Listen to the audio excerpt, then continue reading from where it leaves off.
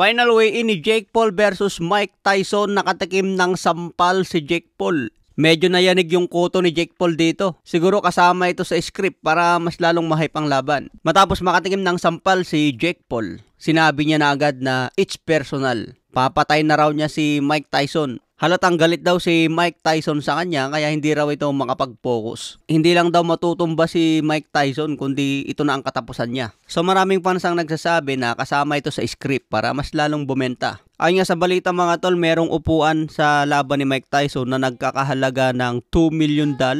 Grabe mga tol, meron pala talagang bumibili ng $2 million para lang manood sa isang boxing match. $2 million para sa isang VIP ticket. Ito yung package na kasama sa 2 million. Screenshot na lang mga tol para makita. Samantala sabi ni Jake Paul, wala raw siyang naramdaman dun sa sampal ni Mike Tyson. Tinanong kasi ng reporter kung masakit daw ba yung sampal. Kaya sinagot ni Jake Paul, wala siyang naramdaman. Ang cute daw ng sampal. Kaya abangan na lang po natin ito November 15. Bukas na po yan, araw ng Sabado. Tumimba nga po si Jake Paul ng 227.2 pounds habang si Mike Tyson 228.4 pounds. So maganda ang final weigh-in nila mga tol, hindi nagkakalayo ang timbang. Talagang umakyat sa heavyweight division si Jake Paul. Kumpiyansa nga po si Jake Paul na kaya niyang tapusin si Mike Tyson.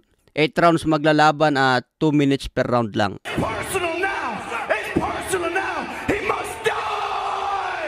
Sa ibang banda, Gilberto Ramirez na may kartadang 46 wins, 30 KOs, may isang talo. May laban po ngayong November 16 kontra Chris Smith. May kartada ito na 20 wins, 13 KOs, may isang talo. Matatandaan na talo si Gilberto Ramirez kontra Dimitri Bivol. Ito rin sana ang isang papantay sa 50-0 ni Floyd Mayweather pero namarkahan na kagad. Konting laban na lang sana mga tol, maabot na ang 50-0. Sa ibang banda, rematch ni Tyson Fury versus Alexander Usyk ngayong December 21. Malapit na itong mga tol, mahigit isang buwan na lang, bakbakan na. Pinangako ni Tyson Fury na makakabawi siya kay Alexander Usyk. Ang problema kasi dito mga tol, kahit manalo na si Tyson Fury, hindi na siya maging undisputed champion. Dahil hawak na ngayon ni Daniel Dubois ang titulong IBF. Hindi na rin matupad ni Tyson Fury ang kagustuhan niya na maging undisputed champion. So abangan na lang po natin ito December 21.